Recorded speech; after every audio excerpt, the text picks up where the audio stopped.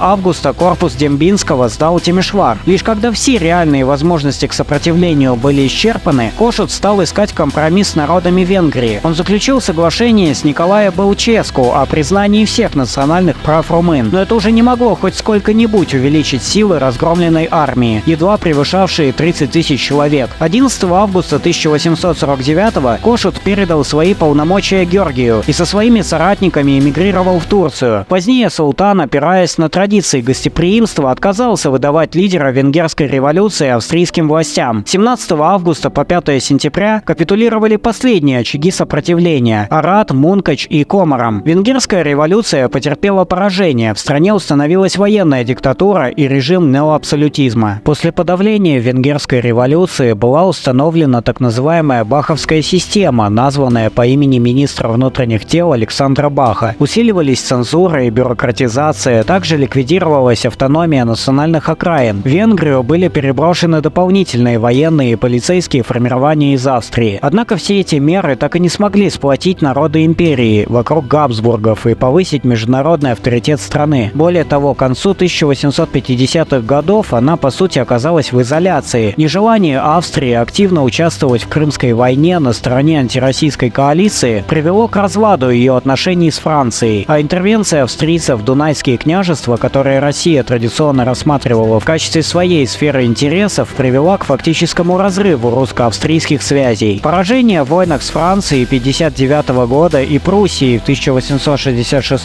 спровоцировали восстание среди неавстрийских народов империи Габсбургов. Франц Иосиф рассматривал несколько вариантов преобразования государственного устройства и в конце концов отдал предпочтение концепции австро-венгерского дуализма. Венгерское национальное движение было наиболее мощным в Австрийской империи, и продолжение противостояния между ним и австрийскими властями в любом случае привело бы лишь к дальнейшему ослаблению империи. Потому сотрудничество с венграми, как со второй крупнейшей нацией державы Габсбургов, в управлении империей Францу Иосифу представлялось наилучшим из всех имевшихся вариантов реорганизации государства. По заключенному 15 марта 1867 года между австрийским императором Францем Иосифом и лидером венгерских националистов Ференцем Диаком Австро-Венгерскому соглашению унитарная Австрийская империя была преобразована в дуалистическую Австро-Венгрию. Данный договор предусматривал разделение страны на две государствообразующие части – Транслейтанию и Цислейтанию. Парламенты обеих частей империи были независимы друг от друга. В них провозглашались личные и гражданские свободы, равенство всех граждан перед законом, а также принцип разделения властей. Император не желал делать дальнейшие уступки остальным народам империи, по элику опасался, что это только вызовет рост у них желания отделиться от монархии Габсбургов и создать собственное государство. Такие настроения австрийского правительства значительно способствовали подписанию соглашения с представителями венгерских националистов, тем более, что те со своей стороны также предпочли отойти от требований восстановления в полном объеме Конституции 1948 года, ибо были изрядно напуганы ростом панславизма в национальных окраинах империи, в первую очередь в Чехии и Словакии. Последняя находилась в те времена в составе Венгрии, и усиление среди словаков симпатии к России, как к оплоту славянства, потенциально несло в себе угрозу территориальной целостности Венгрии. После преобразования Австрийской империи в двуединую Австро-Венгрию Франц Иосиф назначил премьером Венгрии Дьюо Андраши, одного из сторонников Ференца Диака. Упразднение гильдий, строительство железных и шоссейных дорог, развитие национальной системы образования – все это способствовало росту венгерской экономики. Однако чрезмерные расходы на бюрократию, зависимость от иностранных капиталовложений и медленное накопление капитала привели к правительственному кризису и отставке кабинета Андраши. В середине 19 века средний класс Венгрии состоял из небольшого числа немецких и еврейских торговцев. К началу 20-го столетия евреи стали доминировать в экономической жизни страны, обеспечивая проведение ее индустриализации. Премьер-министр Йозеф Тиса стремился не допускать роста антисемитских настроений, а его преемники приняли законы, гарантировавшие окончательную эмансипацию евреев. Тиса повысил налоги, что позволило завершить реализацию крупных проектов по строительству автомобильных, железнодорожных и водных путей. Правительство кредитовало промышленность, поощряло ее развитие субсидиями и государственными контрактами. Развитие транспорта открыло венгерским фермерам путь на европейские рынки. Однако падение цен на зерно в 1880-90-х годах ухудшило положение крестьянских хозяйств. Чтобы заработать хоть какие-то деньги, крестьяне были вынуждены перебираться в город и наниматься в чернорабочие. Не в последнюю очередь, благодаря этому рабочий класс Венгрии вырос. К 1900 году он насчитывал 1 300 000 человек, что составляло 13% от населения страны. Парламент принял ряд законов, улучшавших положение рабочих и гарантировавших медицинское страхование. Вместе с тем он отказался расширять избирательное право, опасаясь, что словаки, хорваты и румыны, пользуясь численным большинством, станут голосовать за законы, угрожающие господствующему положению венгров в Транслейтании. Большую роль в экономическом подъеме страны сыграл министр внутренних дел и премьер-министр Барош Габор. Он ввел единый железнодорожный тариф, снизил стоимость дальних перевозок, создал систему телефонной связи между Веной и Будапештом, модернизировал порт Фиума, единственный крупный морской порт Австро-Венгрии, а также основал сберегательный банк и централизовал управление почтой и телеграфом. Строительство железных дорог, поставленное под контроль государства, проводилось путем реализации программы общественных работ. С 1890 по 1992 годы министр финансов Шандер Векерле проводил денежную реформу, заменившую венгерский форинт на золотую австро-венгерскую крону. Данная валюта будет сохраняться в Австрии и Венгрии до 1924 года, равно как и общий имперский банк, инициатором создания которого стал министр финансов Кальман Цель. После создания Австро-Венгрии вооруженные силы империи были разделены на общую армию, австрийский императорский ландвер и венгерский королевский гонвет. Большую роль в его реформировании сыграл генерал Геза Фейервари, в течение 19 лет руководивший военным министерством Венгрии. Высшим учебным заведением венгерской армии являлась Академия Людовика, располагавшаяся в Будапеште на площади Святого Георгия. Еще в 1860-х Франц Иосиф назвал себя германским правителем, подчеркивая тем самым свою приверженность немецкому языку и немецкой культуре. Он всего 3-4 раза в год появлялся в Венгрии и не разделял симпатии своей жены, императрицы Елизаветы, к этой стране. Она предпочитала жить в Венгрии, разговаривала по-венгерски и носила венгерские наряды, чем, надо признать, привлекала симпатии венгров Габсбургам. Заключив соглашение с Ференцем Диаком, Франц Иосиф прежде всего хотел укрепить единство империи. Венгры стали его союзниками в борьбе со славянскими национальными движениями, способными подорвать единство империи Габсбургов. В согласии императора в Венгрии началась политика мадьяризации невенгерских народов. Она коснулась даже трансильванских саксов, исповедовавших лютеранство. Против такой политики еще в первой половине XIX века выступал трансильванский чиновник Иосиф фон Шарберг, поддерживавший создание саксонской автономии в составе Австрийской империи. Положение карпатских русинов в Венгрии было едва ли не самым тяжелым среди всех народов страны. Венгры проводили в Закарпатье наиболее жесткую политику мадьяризации, стремясь искоренить русинский язык, культуру, православную веру и симпатии к России. Экономика Карпатской Руси, являвшейся окраиной Австро-Венгрии, никак не развивалась. Здесь почти не имелось промышленных предприятий, а крестьяне, жившие в горной местности, занимались скотоводством и лесозаготовками. Еще в 1646-м православное духовенство Закарпатья подписало Ужгородскую унию, признав главенство над собой католических епископов. Мария Терезия и Иосиф II приложили немало усилий к укреплению позиций греко-католической церкви в регионе. Во второй половине XIX века важную роль в культурной жизни Закарпатья играли Адольф Добрянский фон Сабуров и греко-католический священник Александр Духнович. Добрянский был идеологом возвращения униатов в православие, подчеркивал тесные исторические и культурные связи русинов с Россией, называя их частью единого русского народа. Он способствовал принятию на государственную службу Закарпатья молодых представителей русинской интеллигенции. Духнович, симпатизировавший православию, написал историю карпаторосов, литургический катехизис, в котором униатское духовенство усмотрело отступление от католических догматов. Публиковался в русских церковных изданиях. Занимаясь просвещением крестьян, он распространял в Закарпатье русский литературный язык. Сподвижниками Духновича являлись епископ Василий Попович, основатель общества святого Василия Великого, Александр Павлович, занимавшийся русинским просвещением в Словакии, священники Иван Иванович Раковский и Иван Григорьевич Наумович. Последний был автором газеты «Русская Рада», а за симпатии к православию был отлучен Папой Римским от церкви и затем служил православным священником в селе Борщеговка возле Киева. Такие видные карпатские русофилы, как в частности Иван Головацкий, Богдан Дедицкий, Иосиф Левицкий, публиковали свои статьи о развитии русинского образования и письменности в газетах «Галича Русский Вестник» и «Вестник для русинов Австрийской державы». Финансированием русских газет в Галиции и Закарпатье занимался Владимир Алексеевич Бобринский, крупный сахарозаводчик и один из лидеров партии умеренно правых монархистов, потомок фаворита Екатерины II Григория Орлова. 12 ноября 1868 Венгрия и Хорватия подписали соглашение, определившее положение Хорватии и Славонии в составе Венгерского королевства. Гарантировалась неделимость последнего. Хорватский Сабор посылал часть своих депутатов на обсуждение венгерским парламентом законопроектов, касавшихся дел Хорватии и Славонии. Они сохраняли автономию во внутренних вопросах, в частности юстиции, просвещения и церковного управления. В венгерском правительстве создавался пост министра по делам Хорватии. Право созыва и распуска Сабора принадлежало императору. Официальным языком страны оставался хорватский. Вооруженные силы Хорватии и Славонии назывались Королевским хорватским домобранством. Основателем домобранства стал правитель Хорватии Левин Раух, способствовавший заключению государственного договора между Венгрией и Хорватией. Он сумел добиться того, что в официальной документации, воинских уставах и текстах приказов использовался хорватский язык. С 1907 по 1914 годы домобранством командовали такие видные военные деятели Австро-Венгрии, как генерал-фельдмаршал Святозар Бараевич и генерал-полковник Стефан Саркотич. Габсбурги уже давно имели свои планы на Балканы, откуда можно было развивать торговлю как в сторону Средиземного моря, так и в сторону Африки с Азией. На этой почве столкновение с Россией становилось неизбежным. По решению Берлинского конгресса 1878-го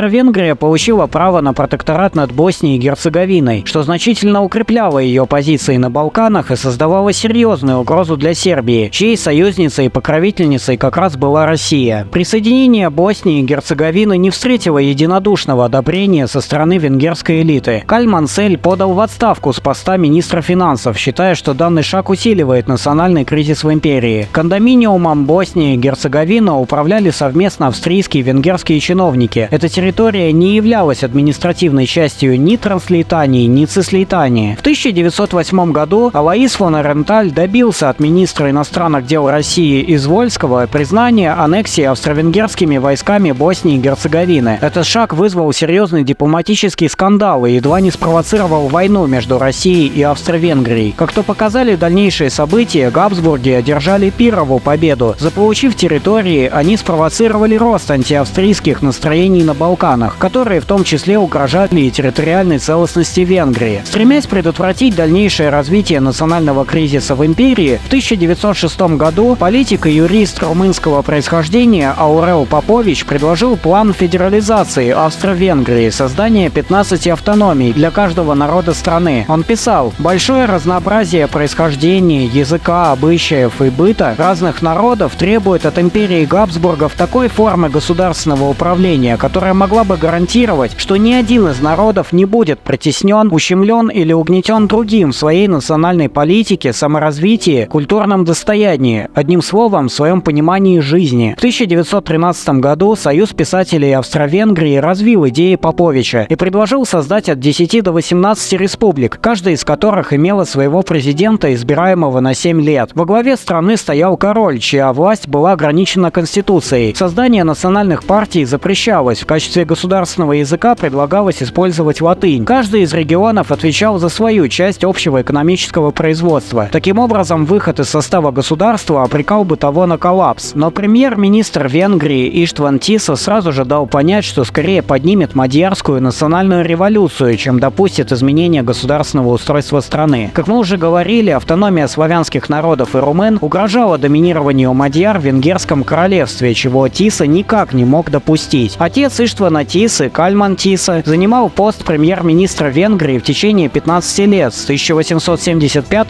по 90 годы. Он поддерживал оккупацию Боснии и политику мадьяризации. Фактически именно при нем решающая роль во внешней политике Австро-Венгрии стала переходить к Будапешту. Многие деятели Антанты, в частности генерал Деспере, впоследствии оправдывали свою агрессивную политику в отношении Венгрии мадьярским милитаризмом, который, по их мнению, сыграл решающую роль во втягивании империи Габсбургов в Первую мировую войну. С 1914 года Иштван Тиса, вернувший себе пост премьера, поддерживал милитаристский курс в рамках союза Австро-Венгрии с Германией. Однако до конца 1915-го Тиса отказывался от идеи оккупации Сербии и считал, что империя Габсбургов не нуждается в расширении территорий. Лишь когда Австрия стала проявлять интерес к присоединению Польши, он начал настаивать на включении в состав Венгрии, Боснии и Герцеговины. Премьер отстаивал территориальную целостность страны и направил 40 тысяч солдат на защиту Трансильвании. За вступление Румынии в войну на стороне центральных держав Тиса обещал передать ей русскую Бессарабию, либо же австрийскую Буковину. 21 ноября 1916 года Франц Иосиф скончался в Вене в возрасте 86 лет. Новым кайзером стал эрцгерцог Карл, принявший лично на себя командование армией. С этого момента начался закат политической карьеры Тисы, который в следующем году подал в отставку. В конце декабря 16 года Карл короновался в Будапеште венгерской короной вместе со своей женой Цитой. Супруги отказались от пышных торжеств, которые были неуместны в военное время. Тем более, что сама война складывалась для Австро-Венгрии тяжело. Она смогла оккупировать Сербию и Румынию только при помощи союзников Германии и Болгарии. Наступление русской армии в Галиции летом 16-го едва не поставило империю на грань поражения. Сознавая всю тяжесть ситуации, Карл проводил с представителями Антанты переговоры о сепаратном мире. Желая укрепить авторитет династии и заручиться поддержкой славянских народов, император инициировал создание национальных комитетов. Но те к осени 18 года, когда поражение центральных держав стало неизбежным, принялись бороться за независимость своих стран. 17 октября 18 года Карл издал манифест о преобразовании Австро-Венгрии в федерацию. В тот же день Государственное собрание Венгрии расторгло династическую унию с Австрией и прекратило действие прагматической санкции Карла VI, принятой в 1722 1923 году. 29 октября хорватский собор объявил о выходе из унии с Венгрией и вхождении бывшего королевства Хорватии и Славония в состав государства сербов, хорватов и словенцев, позже преобразованного в королевство Югославия. Карл, что интересно, объявил о самоустранении от управления государством, но не собирался отрекаться от престола. Покинув страну, король отмечал, что готов вернуться вновь для помощи своему народу в преодолении революционной смуты. 16 ноября 1918 года Михай Караи, политик леволиберального толка, провозгласил создание Венгерской республики. Демократы оказались не в состоянии решить всех глобальных проблем, стоявших перед страной. Экономика находилась в коллапсе, соседние страны, пользуясь поддержкой Британии и Франции, оспаривали принадлежность венгерских территорий. Оппозиция обвиняла Караи в том, что он тратит слишком много времени и сил на заключение мира с Антантой, не уделяя притом достаточного внимания внутренним делам. Аграрная реформа провалилась, поскольку помещики отказались раздавать земли крестьянам, а правительство не было в состоянии провести передел собственности. 27 октября 18 года буковинские румыны на съезде в Черновцах постановили присоединить Буковину и Трансильванию к Румынии. 1 декабря на собрании членов Румынского национального совета, провозгласившего себя Великим национальным собранием, были выдвинуты требования предоставить Трансильвании право на самоопределение, ввести свободу вероисповедания, гарантировать права рабочих, отменить цензуру и признать равенство мужчин и женщин на голосованиях. Правительства Австрии и Венгрии, без того занятые иными проблемами, не имели ни сил, ни желания предотвратить отделение Трансильвании и Буковины. К началу 19 года румынская армия заняла все их территории. Однако король Фердинанд и его правительство не желали ограничиваться только этими приобретениями. Стремясь воспользоваться ситуацией и превратить Румынию в сильнейшую державу Балканского полуострова, они инициировали вторжение румынских войск в охваченную революцией Венгрию. Советская Россия рассматривала Венгрию как один из плацдармов продвижения коммунистической идеологии в Европе. Москва делала ставку на венгерских и немецких коммунистов, которые в условиях жесточайшего экономического и политического кризиса стремились захватить власть в своих странах. 21 марта 19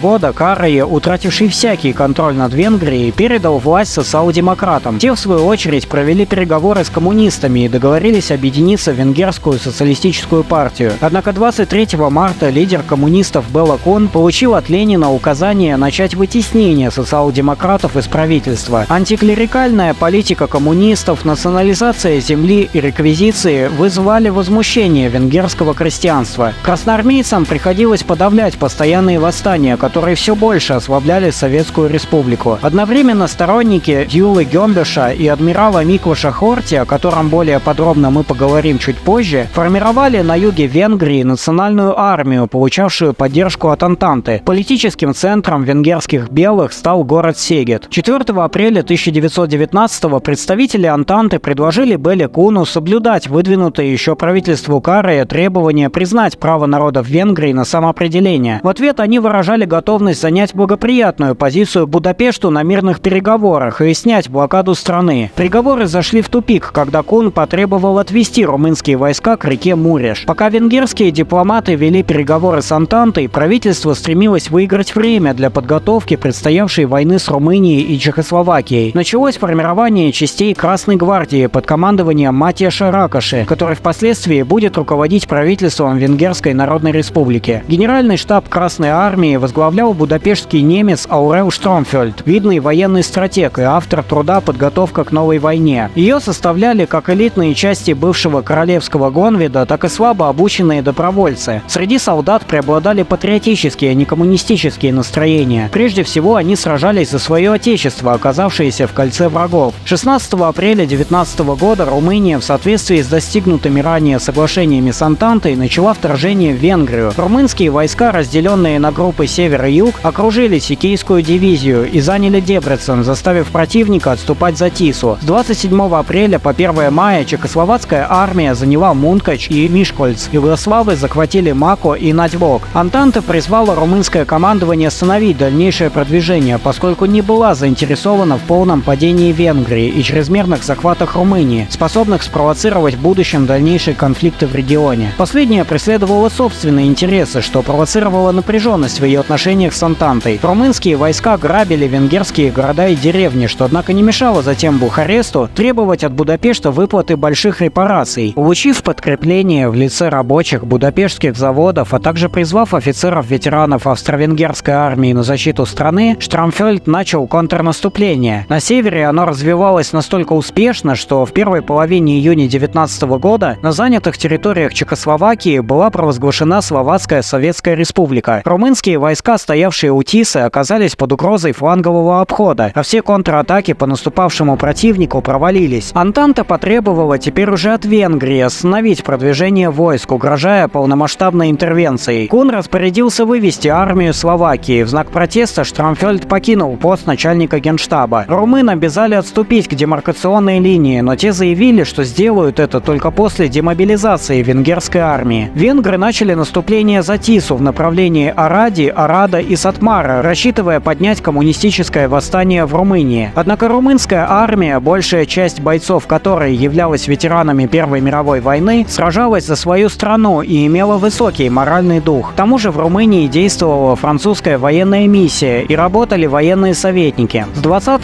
по 26 июля венгры попытались продвинуться от Мизетура к Араде, но были разбиты и вынуждены отступать за Тису. Румынское контрнаступление было столь стремительным, что всего за 5 дней румынская армия достигла Будапешта. Последние бои проходили у Сольнока. Сам город серьезно пострадал в ходе боевых действий. 3 августа Венгерская Советская Республика перестала существовать. На следующий день румынские войска парадным маршем вошли в венгерскую столицу. Их наступление остановилось у города Диер, после чего начались мирные переговоры. После лишения права на получение репараций от Германии и под угрозой исключения из лагеря Антанты, Румыния была вынуждена отвести свои войска от реки Тиса и признать границу с Венгрией, установленную на месте демаркационной линии. Последняя передавала Румынии всю свою военную промышленность, 50% подвижного состава венгерских железных дорог, 30% поголовья скота и сельскохозяйственной продукции, а также 35 тысяч вагонов, зерновых и кормов. Расходы на размещение оккупационных войск до выплаты репараций также оплачивались Венгрией. Условия мира с Румынией были еще цветочками по сравнению с тем, что дальше ждало Венгрию. 4